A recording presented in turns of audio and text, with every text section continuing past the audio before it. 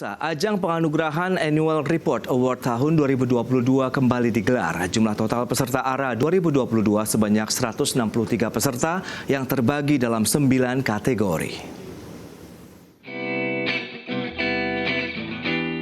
Otoritas Jasa Keuangan, Kementerian Koordinator Bidang Perekonomian, Kementerian BUMN, Direktorat Jenderal Pajak Kementerian Keuangan, Bursa Efek Indonesia, Komite Nasional Kebijakan Governansi, serta Ikatan Akuntan Indonesia kembali menggelar ajang penganugerahan Annual Report Award tahun 2022. ARA 2022 mendorong penerapan prinsip-prinsip governansi korporat perusahaan-perusahaan di Indonesia melalui keterbukaan informasi dan praktik-praktik governansi yang dilakukan melalui penilaian terhadap laporan tahunan perusahaan dan pemberian rekomendasi perbaikan terhadap seluruh peserta ARA. Jumlah total peserta kegiatan ARA yang ke-18 sejak pertama kali diselenggarakan pada tahun 2002 ini adalah 163 peserta yang terbagi dalam 9 kategori. Kategori tersebut terdiri dari Go Public Keuangan, Go Public Non-Keuangan, Non-Go Public Keuangan, Non-Go Public Non-Keuangan, BUMN Keuangan, BUMN Non-Keuangan, BUMD Keuangan, Non-BUMN Non-BUMD Keuangan, dan Non-BUMN Non-BUMD Non-Keuangan. ARA 2022 menggunakan kriteria yang telah selaras dengan Surat Edaran OJK nomor 16 tahun 2021 tentang bentuk dan isi laporan tahunan, termasuk lampiran Surat Edaran OJK nomor 16 tahun 2021 tentang pedoman teknis penyusunan laporan berkelanjutan yang mengacu pada SE OJK 51 tahun 2017 tentang penerapan keuangan berkelanjutan. Kriteria juga mengakomodir Pedoman Umum Governansi Korporat Indonesia tahun 2021 serta ASEAN CG Scorecard. Jakarta, Tim Liputan IDX Channel.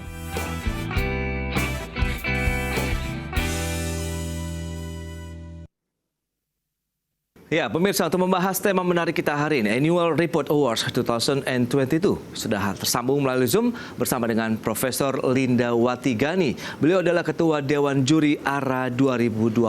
Halo, selamat pagi Prof. Linda. Selamat pagi Pak Prasetyo. Ya, apa kabar? Baik, salam sehat Ibu. Ya, salam sehat juga bagi Pak Prasetyo, Bu Francisca, dan pemirsa sekalian. Baik, berikutnya langsung saja kita sapa Ibu Francisca Uy. Beliau adalah Direktur Kepatuhan Corporate Affairs and Legal PT Bank CIMB Niaga Tbk. Selamat pagi Ibu Francisca. Selamat pagi Pak Prasetyo, selamat pagi Bu Linda, dan selamat pagi semua. Baik, salam sehat juga Ibu Francisca. Salam sehat juga. Baik, terima kasih, dan langsung saja kita akan mulai ini terkait dengan ARA 2022. Kita langsung saja ke Prof. Linda begitu. Sebenarnya apa yang bisa disampaikan kepada publik saat ini tema ARA tahun ini, kemudian mengapa atau dasar dipilihnya tema untuk ARA 2022 ini? Silakan Prof. Ya, baik Pak Pras. Tema ARA untuk tahun ARA 2022 ini adalah Integrated Mindset Towards Sustainability for Long-Term Value Creation, yang menekankan pada penilaian pengungkapan atas aspek governansi dan keberlanjutan atau ESG, serta konsep pemikiran terintegrasi dalam merancang dan menginternalisasikan strategi keberlanjutan ke dalam proses bisnis perusahaan. Mengapa tema ini dipilih? Karena diharapkan apabila perusahaan menyampaikan atau mengungkapkan laporan tentang keberlanjutannya, kegiatan keberlanjutan itu sebaiknya memang terinternalisasi ke dalam proses bisnis, sehingga memang dari awal pada saat perusahaan itu menyusun visi misi, kemudian strategi untuk melaksanakan kegiatannya, itu memang sudah ada unsur sustainability atau keberlanjutan ini dan diinternalisasikan ke dalam proses, sehingga hasilnya nanti bukan hanya sekedar CSR Bapak Ibu, tetapi juga dapat menciptakan long term value creation atau penciptaan nilai jangka panjang bagi berbagai pihak, juga dengan sendirinya untuk perusahaan itu sendiri, Bapak Ibu. Baik, lantas siapa saja penyelenggara untuk ARA tahun 2022 ini, Prof? penyelenggara ARA 2022 ini, Pak, itu ada 6 institusi, yaitu Otoritas Jasa Keuangan, Bursa Efek Indonesia, Komite Nasional Kebijakan Governansi atau KNKG, kemudian Kementerian BUMN, Direktorat Jenderal Pajak, Direktorat Jenderal Pajak Kementerian Keuangan, serta Ikatan Akuntan Indonesia, Pak. Baik. Jadi ada 6 institusi. Ada 6 institusi begitu yang menjadi penyelenggara ARA tahun 2022 ini. Nah, kita ke Ibu Francisca begitu. Bisa dijelaskan lebih jauh tidak dan bagaimana sih singkatnya saja begitu dari sisi proses penyusunan AR kemudian SR begitu yang sudah dijalani perusahaan? Oke, di dalam penyusunan AR dan juga SR ini kami memang membentuk suatu komite ya. Jadi ada komite penyusunan AR dan SR di mana memang karena kita merasa bahwa ini ada suatu hal yang menjadi suatu hal yang penting, maka komite ini sebenarnya terdiri dari presidir kami sendiri dan juga kemudian ada 3 direktur, bahkan penanggung jawabnya adalah direktur juga ya, penanggung jawab untuk keseluruhannya sendiri. Dan dalam hal ini komite kami itu juga selain direktur, kemudian kami juga menginfokan penanggung jawab lainnya sesuai dengan direktorat atau unit-unit yang dimana kami perlu nanti masukan atau juga apa yang akan kami kemukakan di dalam annual report itu sendiri. Ada 2 memang kami penanggung jawabnya khusus untuk tahun ini misalnya, dan juga sebenarnya setiap tahun-tahun juga sih ya. Penanggung jawab koordinator itu adalah terdiri untuk yang annual report dan kemudian juga untuk sustainability maupun juga untuk GCG. Jadi setiap boleh dikata setiap insan atau direktorat atau unit yang ada di CIMB Niaga itu involved di dalam perancangan atau pembuatan annual report maupun sustainability report itu sendiri. Baik, Bu Francisca, lantas peran dari jajaran direksi, kemudian Dewan Komisaris sendiri begitu dalam bagaimana sustainability dari perseroan ini bisa menjamin kinerja itu seperti apa? Seperti tadi yang saya ungkapkan bahwa komite ini sendiri terdiri dari direktur, sebenarnya 4 direktur ya, presiden dan 3 direktur. Dan dalam perencanaan atau pembuatan annual report ini juga kami menginfokan komisaris kami dan juga DPS atau kami mempunyai UUS ya, mempunyai unit syariah. Jadi kami juga menginfokan Dewan Pengawas Syariah sendiri. Dan di dalam penyusunan itu kami melakukan semacam komunikasi ya dengan Preskom kami dalam hal ini, di mana Preskom juga memberikan masukan-masukan terhadap kerangka di dalam annual report kami maupun juga sustainability report, memberikan masukan-masukan, dan di dalam kemudian nantinya juga setelah menjadi ini setelah lebih jadi gitu ya annual reportnya, maka kita juga kemudian diskusikan kembali apakah ada hal masukan-masukan lainnya. Jadi infonya cukup kuat gitu dalam hal ini. Baik, Prof. Linda, lantas bagaimana dengan kategori, kriteria, kemudian proses penilaian yang sudah dilakukan oleh Dewan Juri begitu dalam penyelenggaraan ARA 2022? Baik, mungkin saya akan memulainya dengan kriteria dulu ya Pak. Untuk kriteria penilaian ARA 2022 ini didasarkan pada surat edaran Otoritas Jasa Keuangan nomor 16 tahun 2021 tentang bentuk dan isi laporan tahunan. Termasuk di dalamnya adalah lampiran SEOJK 16/2021 tentang pedoman teknis penyusunan laporan berkelanjutan yang mengacu juga pada SEOJK 51 tahun 2017 tentang penerapan keuangan berkelanjutan. Kemudian di samping itu kami juga menggunakan tambahan kriteria, yaitu dari Pedoman Umum Governansi Korporat Indonesia yang diterbitkan oleh KNKG atau dikenal dengan PUGI Pak, itu terbitnya 2021 yang lalu, dan juga ASEAN CG Scorecard serta sumber relevan lainnya. Kemudian berdasarkan kriteria tersebut kami melanjutkan ke tahap penilaian. Proses penilaian ARA ini sendiri dilakukan melalui 2 tahap Pak. Jadi ya tahap pertama dan tahap kedua, yaitu yang tahap pertama adalah desk evaluation, kemudian tahap kedua adalah tahap wawancara. Di dalam tahap desk evaluation ini kami juga akan membaginya menjadi tahap pertama dan tahap kedua. Jadi penilaian ini berdasarkan materi yang disampaikan Pak oleh masing-masing peserta. Baik. Jadi kami memberikan link sistem untuk link ke dalam sistem ARA 2022 ini, dan masing-masing peserta perusahaan itu menyampaikan item-item yang diminta di dalam SEOJK dan sebagainya tersebut pada halaman annual report atau dan sustainability reportnya di halaman berapa. Nah, itulah kemudian kami pakai untuk melakukan penilaian, Pak. Nah, kemudian untuk penilaian tahap pertama ini yang menentukan untuk dapat lolos ke tahap kedua. Jadi tidak semuanya lolos ya Pak ke tahap kedua. Dan untuk kemudian lolos ke tahap ketiga, seperti itu sih Pak urutannya. Baik. Berapa banyak peserta yang mengikuti ARA 2022? Kemudian apakah ada perbedaan dibandingkan dengan ARA sebelumnya? Kita bahas nanti di segmen berikutnya. Prof. Linda dan Ibu Francisca, kita akan jeda dulu sebentar ya. Dan pemirsa, kami akan segera kembali usai pariwara berikut ini. Oke. Ya, terima kasih Anda masih bergabung bersama kami dalam Market Review, dan pemirsa, berikut ini kami tampilkan sejumlah data untuk Anda ya terkait dengan ada 9 kategori dari Annual Report Award tahun 2022. Data selengkapnya bisa Anda saksikan di layar televisi Anda. Yang pertama, Go Public Keuangan, kemudian Go Public Non Keuangan, dan ketiga kategorinya adalah Non Go Public Keuangan, dan 4 Non Go Public Non Keuangan. Kemudian kategori kelima BUMN Keuangan, ke-6 BUMN non-keuangan, dan 7 BUMD keuangan. Kemudian kategori 8 non-BUMN atau non-BUMD keuangan, dan kategori 9 non-BUMN atau non-BUMD non-keuangan.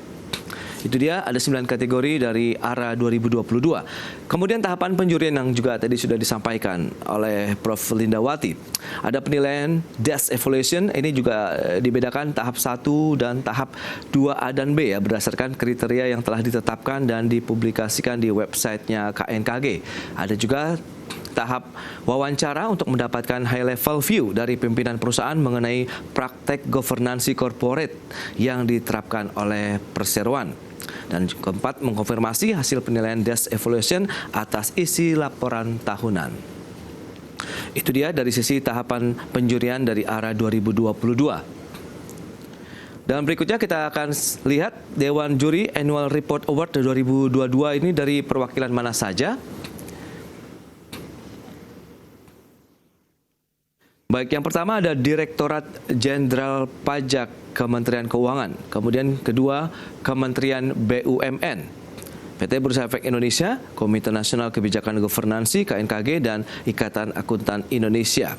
Baik, kita akan lanjutkan kembali perbincangan bersama dengan Profesor Linda Watigani, Ketua Dewan Juri ARA 2022, dan juga Francisca Ooi, Direktur Kepatuhan Corporate Affairs and Legal dari Bank CIMB Niaga Tbk. Baik, kita akan lanjutkan kembali. Kita ke Prof. Linda. Ini terkait dengan tadi sempat pertanyaan yang tertunda begitu. Ada berapa peserta Prof yang mengikuti ARA tahun 2022? Kemudian adakah perbedaan dengan ARA sebelumnya? Baik, untuk ARA 2022 ini pesertanya ada 163 perusahaan, Pak. Oke. Yang mana 90 kita nantinya akan mengkategorikan setelah kita menilai, karena dasarnya adalah nilai tertinggi ya Pak. Baik. Menjadi dasar, dan nanti baru kemudian yang lolos ke tahap kedua itu 87 peserta Pak. Kemudian dari 87 peserta itu disaring berikutnya untuk memperoleh peserta yang masuk ke tahap terakhir, yaitu tahap wawancara, yang kami peroleh sebanyak 28 peserta itu. Jadi 28 peserta ini sih peserta yang sudah cukup mumpuni gitu ya Pak ya, yang sudah berhasil masuk ke tahap 3 itu juga tidak mudah gitu Pak untuk lolos ke sana. Baik, dari 9 kategori yang disampaikan tadi, ada 9 begitu, publik keuangan, non keuangan, dan lain-lain. Menurut Anda apakah ini juga kriteria yang sama dari tahun-tahun sebelumnya, atau ada perbedaan kalau kita lihat dengan penyelenggaraan ARA tahun 2022? Jadi kalau dibandingkan atau seharusnya kategori yang dibuat oleh Dewan Juri itu ada 13, Pak. Oke.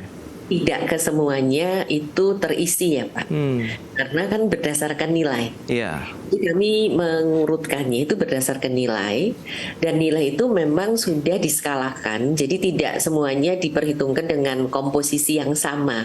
Karena untuk aturan perusahaan go public dengan perusahaan non go public itu kan pasti berbeda.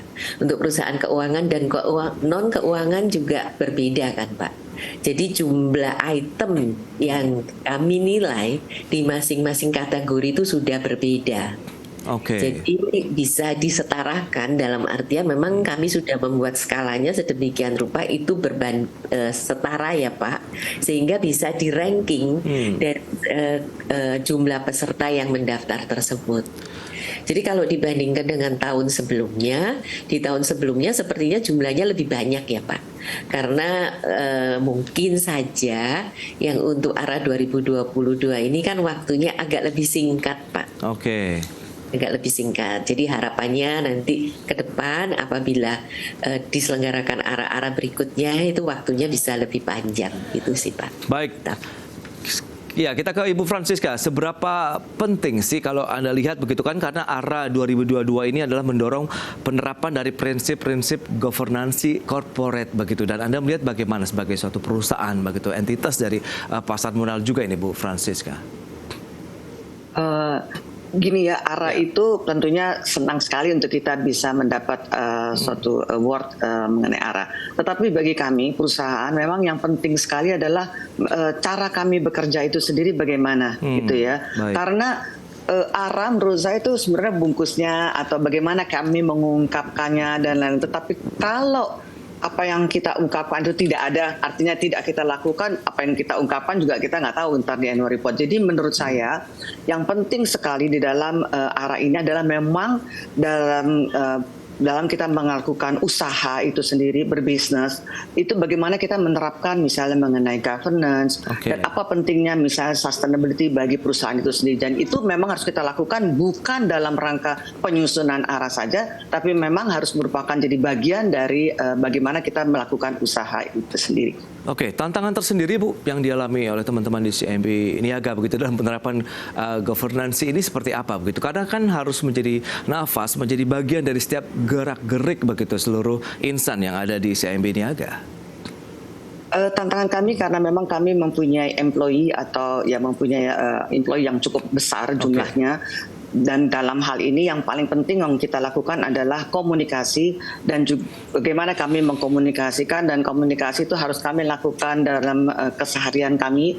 Setiap hari kami memberikan komunikasi itu. Kemudian kami juga memberikan contoh-contoh bagaimana kita menghargai suatu aktivitas atau suatu perbuatan yang mendukung governansi, dan sebaliknya juga bagaimana kami memberikan semacam peringatan kalau memang tidak sesuai dengan governance.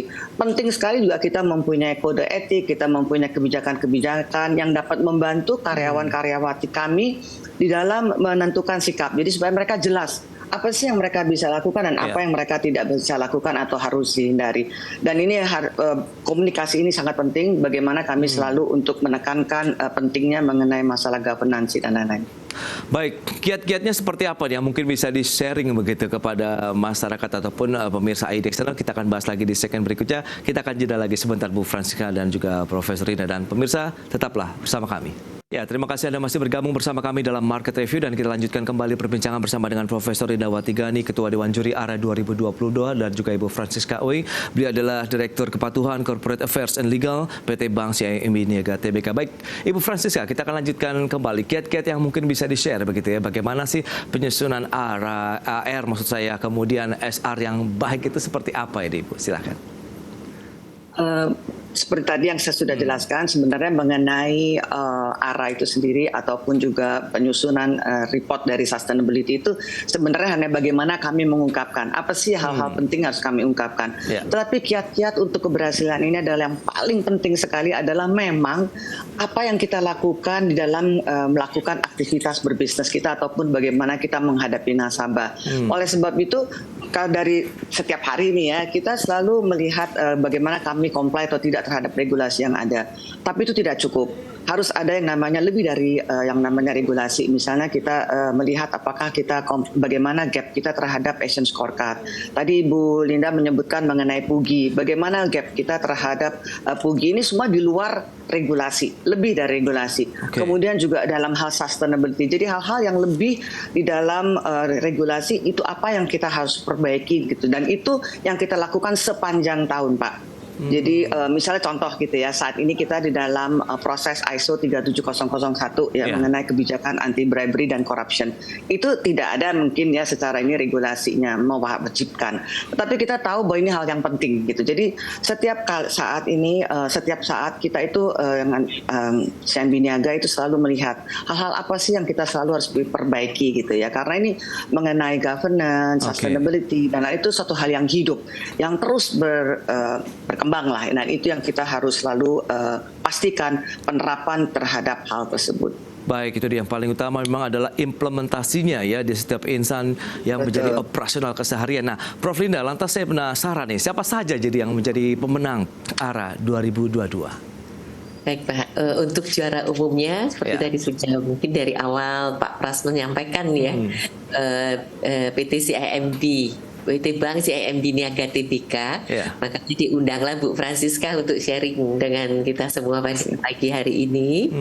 Kemudian untuk yang kategori, jadi kalau juara umum itu semuanya ya Pak, karena nilai tertinggi. Kemudian setelah itu peserta masuk ke kategori yang pertama, yaitu bagi peserta yang go public, itu ada yang go public keuangan dan go public non keuangan. Untuk yang go public keuangan, yang pertama juaranya adalah PT Bank Mandiri Persero Tbk.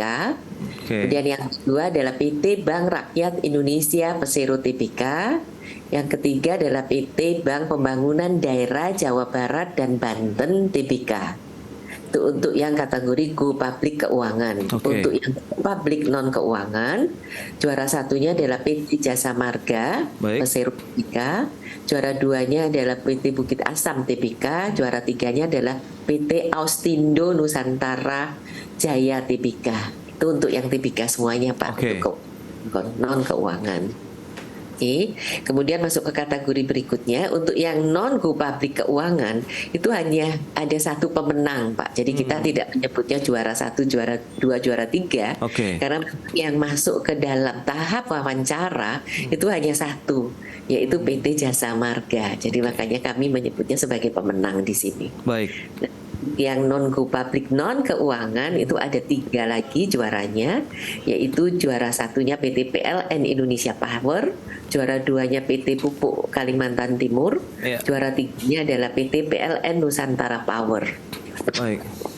Baru setelah itu peserta dimasukkan ke kategori berikutnya, yaitu BUMN keuangan dan BUMN non keuangan.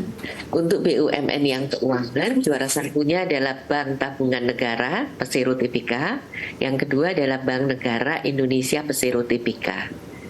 Kemudian untuk BUMN non keuangan, juara satunya adalah PT PP Persero Tbk. Kedua adalah PT Perusahaan Gas Negara Tbk, dan juara tiganya adalah PT Pupuk Indonesia.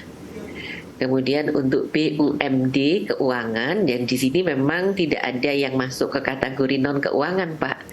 Jadi BUMD-nya yang menang hanya yang keuangan. Dan ini kita juga tidak menyebut juara tetapi pemenang, yaitu PT Bank Pembangunan Daerah Jawa Timur Tbk. Hanya ada satu Pak itu. Kemudian untuk non BUMD ya, yang kategori terakhir itu kan non BUMD, non BUMN keuangan. Salah satunya adalah PT Bank Mandiri Taspen. Juara keduanya adalah PT Bank Maybank Indonesia Tbk. Juara tiganya adalah PT Bank Permata Tbk. Kemudian yang non keuangan, jadi non BUMN, non BUMD, non keuangan.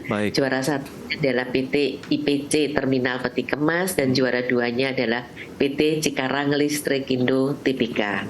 Jadi kalau kita lihat di sini memang tidak ada yang juara kategori perusahaan syariah Pak.